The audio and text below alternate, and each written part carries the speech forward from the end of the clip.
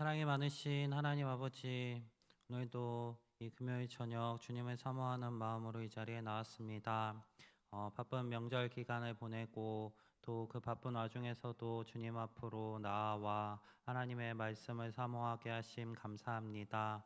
오늘도 주님의 말씀을 통하여서 하나님의 뜻을 깨닫게 하시옵시고 하나님께서 주시는 지혜로 우리의 삶을 하나님의 뜻에 맞춰 살아갈 수 있도록 인도하여 주시옵소서. 함께 하실 것 믿사오며 예수님 이름으로 기도드립니다. 아멘. 네, 오늘 함께 보실 말씀 잠언 1장 1절부터 7절 말씀입니다. 잠언 1장 1절부터 7절 말씀 구약 성경 911면에 있습니다.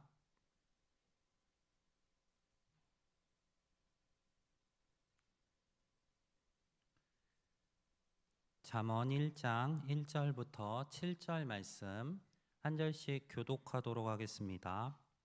다윗의 아들 이스라엘 왕 솔로몬의 잠언이라.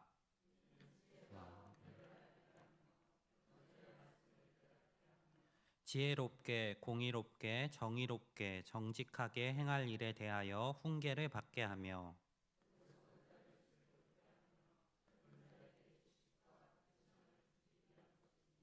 지혜 있는 자는 듣고 학식이 더할 것이요 명철한 자는 지략을 얻을 것이라.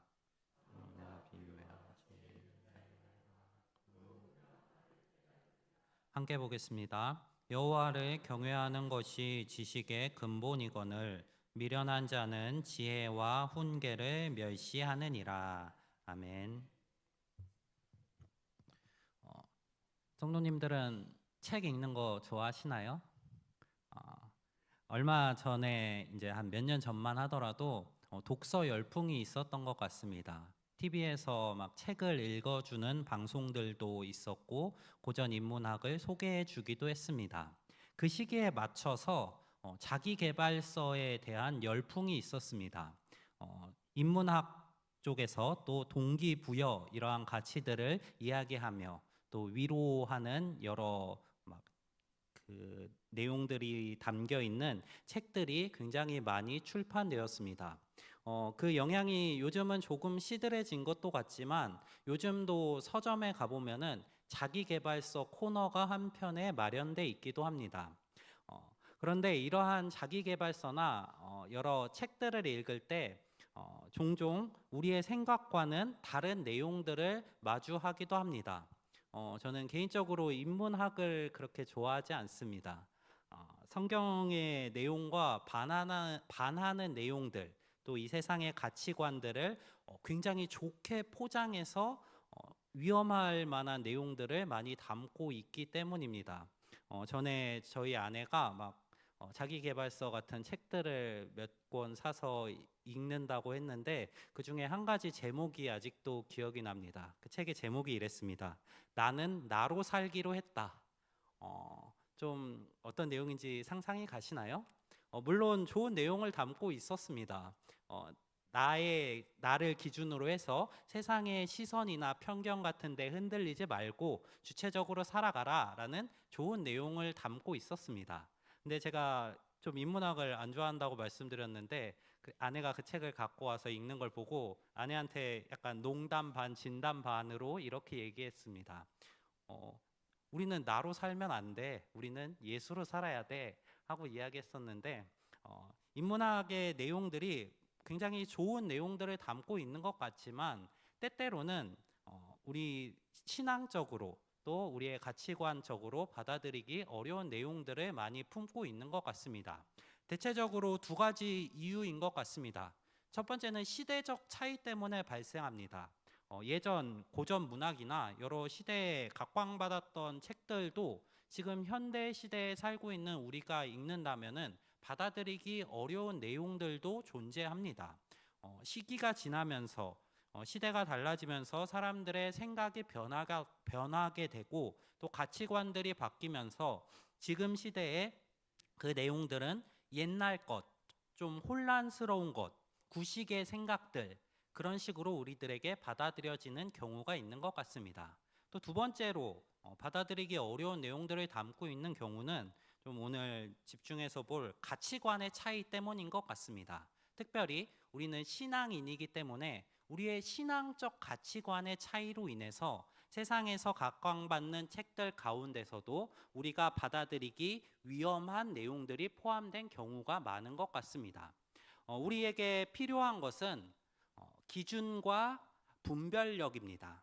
우리가 그러한 여러 시대적인 책들, 가르침들을 받아들일 때 우리는 바른 신앙 안에서 그 내용을 분별해야 하고 그 기준을 바로 세워서 그 기준에서 벗어나지 않고 받아들이는 것이 필요합니다.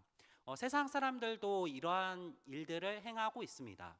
어떤 좋은 책의 가르침들을 읽고 그 내용들을 받아들일 때에 내가 생각하기에 좋은 내용들을 받아들이고 내가 생각했을 때 아니면 내 가치관적으로 받아들여서 안 되는 내용들을 제쳐놓는 그러한 일들을 행하곤 합니다. 이 세상적인 지식들을 대할 때 우리의 태도는 이러한 방식으로 나타납니다. 그런데 그렇다면은 우리가 이제 성경 말씀을 볼 때는 어떻게 해야 할까요? 혹시 이 세상적인 지식을 받아들이는 그 방식을 성경에도 동일하게 적용하고 계시지는 않은가요? 우리 성경의 말씀 중에 내 기준에 옳은 것들은 받아들이고 내가 생각할 때 아닌 것들은 받아들이지 않는다면 우리는 결국에는 이 하나님의 말씀이라고 하는 성경을 세상의 책들과 똑같이 여기고 있는 것입니다. 우리 성도님들이 오늘 말씀을 통해서 하나님의 말씀을 향한 기준을 세우셨으면 좋겠습니다. 하나님의 말씀과 세상의 책과 다른 기준을 가지고 바라보실 수 있는 성도님들이 되시기를 바랍니다. 왜냐하면 이 성경은 시대에 따라서 변하지 않는 진리이며 또 오류가 없는 완전하고 전능하신 하나님의 말씀이기 때문입니다. 물론 때때로는 성경 속에서도 문자 그대로 받아들이기 어려운 말씀들이 존재하기도 합니다. 대표적인 예시로 구약의 율법들, 그 중에서도 또 제사법, 아니면은 할례 같은 내용들이 우리가 지금 문자적으로 받아들이기 어렵고 받아들이고 있지도 않습니다.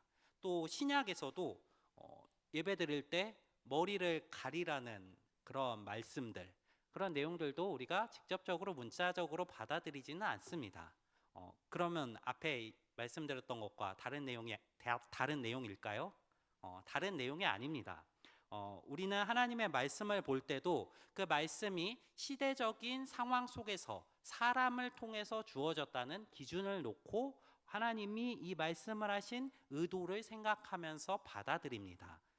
이 내용이 주제가 아니기 때문에 가볍게 넘어가겠습니다. 좀 더 깊은 내용이 궁금하신 분들은 나중에 교리반 열리면은 참여하셔서 한번 들어보시면 좋을 것 같습니다. 하나님의 말씀은 변하지 않는 진리입니다. 그리고 내 삶의 이종표가 되는 기준이 되는 말씀입니다.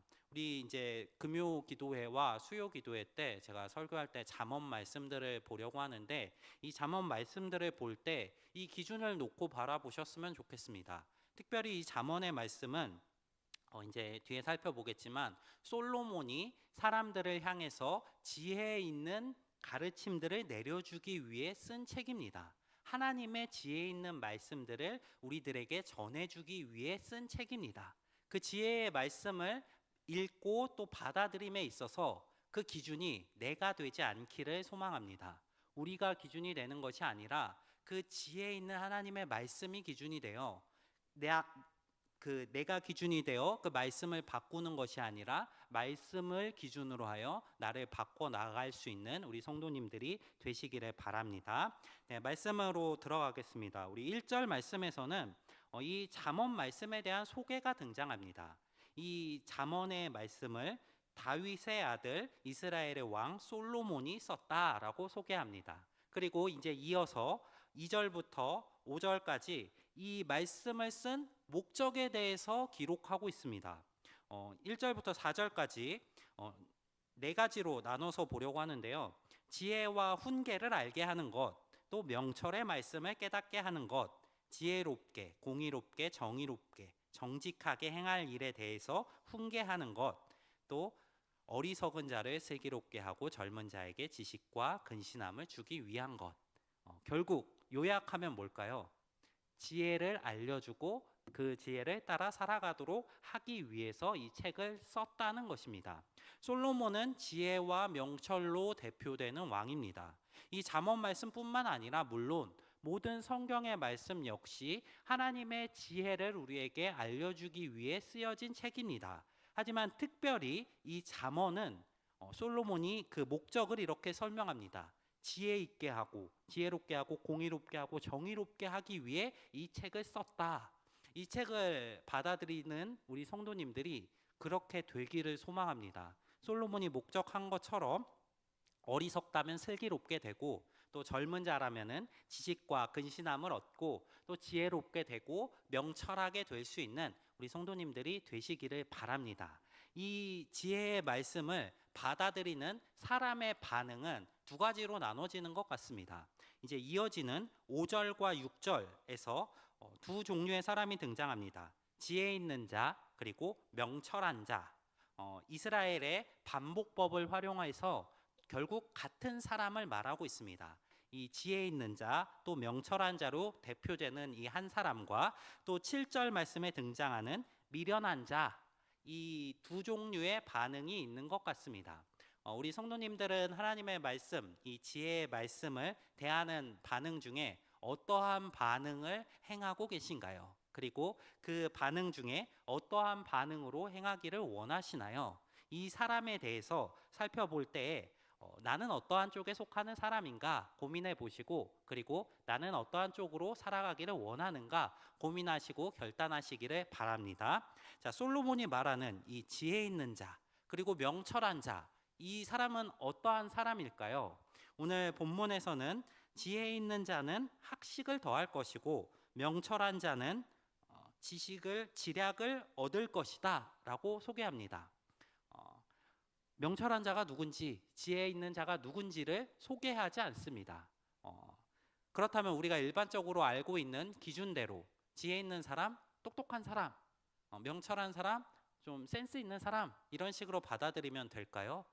성경이 말하는 지혜 있는 사람과 명철한 자는 우리가 일반적인 상식으로 생각하는 사람과는 다른 모양입니다. 이 사람이 어떠한 사람인지를 알기 위해서는 뒤에 이어지는 7절 말씀과 비교해 봐야 합니다. 지혜 있는 사람들은 학식이 더하고 명철한 자는 지략을 얻지만 그와 대비되는 미련한 자는 지혜와 훈계를 멸시합니다. 이 지혜와 훈계는 그 앞에 있는 여호와를 경외하는 것, 그것이 지식의 근본이다라고 이야기하는 것을 볼 때 여호와를 경외하는 것이 지혜 있는 것이고 명철한 것입니다. 우리 예수님께서는 신약에서 이러한 말씀을 하십니다. 나무는 열매로 알지라. 결국 5절 말씀에서 이야기하는 자들, 결국 학식을 얻게 되는 자들, 지략을 얻는 자들, 그 사람들이 바로 지혜 있는 자고 명철한 자입니다. 우리 성도님들은 하나님의 말씀으로 학식을 얻고 계신가요? 명철을 얻어서 지략을 얻고 계신가요? 이 사람들이 어떠한 자인지는 이 책을 쓴 솔로몬의 일화를 보면은 조금 더 자세히 알 수 있을 것 같습니다. 솔로몬 하면 어떠한 단어가 떠오르시나요? 저는 지혜가 떠오릅니다. 솔로몬 하면 지혜의 왕, 또 다른 표현으로 명철한 왕이라고 할 수 있을 것 같습니다. 이 솔로몬 왕은 이스라엘의 전성기 때 이스라엘을 다스렸던 왕입니다. 이 솔로몬 왕의 지혜가 얼마나 탁월했는지 이방 사람들도 솔로몬 왕에게 지혜를 구하기 위하여 찾아왔습니다. 성경에 솔로몬이 재판한 일화들이 담겨 있는데 굉장히 지혜롭게 올바른 판결들을 내리는 모습을 볼 수 있습니다. 이 솔로몬의 지혜가 어디서 왔을까요? 열왕기상과 역대하에서 각각 이 솔로몬이 하나님께 지혜를 받는 장면을 묘사하고 있습니다. 열왕기상에서는 솔로몬이 하나님 앞에 이렇게 구합니다. 듣는 마음을 내게 주셔서 이 백성들을 올바로 다스릴 수 있게 하시옵소서. 그리고 역대하에서는 지혜와 지식을 달라고 구합니다. 똑같은 사건인데 왜 다른 표현을 사용할까요? 결국에는 두 가지가 똑같은 것이기 때문입니다. 열왕기 상에서 솔로몬이 하나님을 향해 이 백성을 올바로 다스릴 수 있도록 듣는 마음을 주시옵소서 하고 구했습니다. 여기서 듣는 마음은 두 가지로 생각할 수 있을 것 같습니다. 솔로몬이 하나님께 지혜를 구할 때 예시 들었던 상황을 볼 때 이 재판하는 상황인데 재판할 때 들어야 하는 말은 송사하는 말입니다. 재판을 신청한 사람들이 와서 이 상황을 설명하고 어떠한 결정을 구하는 그 말을 들어야 합니다. 여기가 첫 번째. 그리고 그 판단을 내리기 위해 들어야 할 말이 있습니다. 구약시대의 재판은 어떠한 기준으로 치러졌을까요? 이스라엘에 물론 법이 있었습니다. 그 법이 뭐냐면 하나님의 말씀인 율법입니다. 결국 솔로몬이 구하는 듣는 마음은 하나님의 말씀을 듣는 마음으로 이해할 수 있습니다. 하나님께 솔로몬이 이 듣는 마음을 구했을 때 하나님께서 솔로몬에게 주신 것은 지혜와 총명한 마음이었습니다. 듣는 마음을 구했는데 지혜와 총명한 마음을 주셨습니다. 결국 듣는 마음과 지혜와 총명은 같은 말입니다. 역대하에서 솔로몬이 지혜와 지식을 구했을 때 하나님께서는 동일하게 솔로몬에게 지혜를 주셨고 지식을 주셨습니다. 그것을 돌아볼 때 지혜는 명철은 결국에는 듣는 마음입니다. 하나님의 말씀을 듣는 마음. 7절에서 미련한 자가 자신을 기준으로 해서 지혜와 명철을 멸시했던 것과 대변되게 지혜 있는 자들은 하나님의 말씀을 듣습니다. 그리고 학식을 더하고 지략을 얻습니다. 이것이 바로 오늘 본문에서 솔로몬이 말하고 있는 이 잠언을 쓴 목적에 올바르게 반응하는 사람들의 반응입니다. 우리 성도님들은 어떠한 반응을 하기를 원하시나요? 또 어떠한 사람으로 살아가기를 원하시나요? 이 지혜의 말씀은 솔로몬의 시대에 살았던 사람들만을 향한 말씀은 아닙니다. 하나님의 말씀은 시대에 국한하지 않는, 변하지 않는 진리의 말씀입니다. 그리고 이 말씀은 지금도 살아 역사하며 우리에게 여전히 말씀하시는 말씀입니다. 그 지혜의 말씀에 대한 우리의 반응이 지혜 있는 자들다운 반응이 되기를 소망합니다. 명철한 자의 반응이 되기를 소망합니다. 예수님께서는 마태복음에서 비유를 하시면서 달란트 비유를 하시면서 부유한 자들은 더 부유해질 것이고 없는 자들은 그 있는 것마저 빼앗길 것이라고 이야기하십니다. 우리가 지혜가 있다면 하나님의 말씀을 듣는 마음이 있다면 그것은 하나님의 말씀을 계속 사모함으로 더욱 부유한 열매를 맺어 나갈 것입니다. 우리 성도님들에게 이러한 지혜의 마음이 있기를 원합니다. 명철한 마음이 있기를 원합니다. 모든 지식의 근본이 되는 여호와를 경외하는 것을 받아들이시고 그것을 기준 삼아 하나님의 지혜와 훈계를 멸시하는 것이 아니라 그것들을 받아들이고 사모하고 날마다 묵상함으로 하나님의 지혜를 받고 그 지혜를 따라 살아가시는 우리 성도님들이 되시기를 바랍니다. 그렇게 사는 자들에게 이 하나님의 지혜의 말씀은 오늘 읽지 않았지만 9절 말씀에서 머리에 아름다운 관이 될 것이며 우리의 목에 금사슬이 될 것입니다. 하나님의 말씀을 우리 머리에 있는 관처럼 우리 예쁜 목걸이처럼 귀하게 여기시며 날마다 그것들을 사용하시고 또 묵상하실 수 있는 우리 모든 우이동교회 성도님들 한 분 한 분이 되시기를 바랍니다.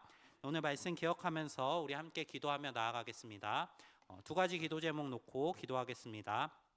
첫 번째로 미련한 본성을 이기고 지식의 근본을 받아들여 여호와를 경외하는 성도가 되게 해달라고 기도하겠습니다. 또 이어서 두 번째로 하나님의 말씀을 통해 학식을 더하며 주님의 말씀을 통해 지략을 얻으며 하나님의 뜻을 구하며 살아갈 수 있는 성도 되게 해달라고 기도하겠습니다. 우리의 중심에는 하나님의 말씀이 있어야 합니다. 그 말씀을 기준 삼아 살아갈 때 이 세상의 지식들을 올바르게 분별하고 하나님 기뻐하시는 삶을 살아갈 수 있게 될 것입니다. 그러기 위해 하나님의 말씀을 사모하며 또 하나님의 뜻을 구하며 살아가는 성도 되게 해달라고 두 가지 기도 제목 놓고 함께 기도하며 나아가겠습니다.